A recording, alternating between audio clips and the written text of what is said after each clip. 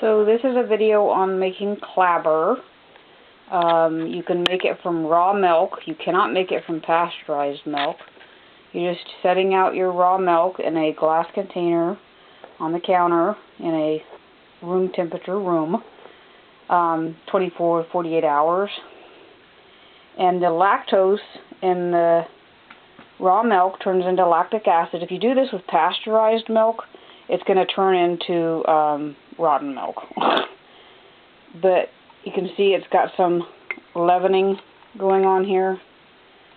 The natural bacteria in the milk has transformed this. And Clabber Girl baking powder was named that because they wanted the farm women to know what it was for, because they were used to using clabber. They'd have a clabber jar on the counter and they would keep it full because they didn't want to waste anything from the dairy. And they called it clotted cream some of the time. And they used this to leaven their breads and things like that, quick breads. And you can also use this to give to your chickens, because lactose in your milk is going to give your chickens a problem with their digestive system because they're lactose intolerant, which they naturally would be as a bird. But because this takes the lactose out and turns it into lactic acid, then it doesn't bother their system. So you can use this in your baking, you can use it for your chickens.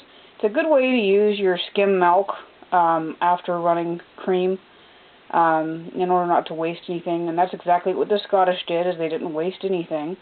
And the clabber left over in the jar would kind of seed, kind of like yogurt does, for the next batch, so they wouldn't always just wash the jar out. So that's making clabber. A good friend of mine in her 90s gave me a recipe for quote-unquote cottage cheese, and she described putting the pan of raw milk on the back of the stove for about 24 hours, and she says, and that would make cottage cheese. But it was clabber she was referencing, because cottage cheese has cultures, and that was uncultured. So that's a fun fact.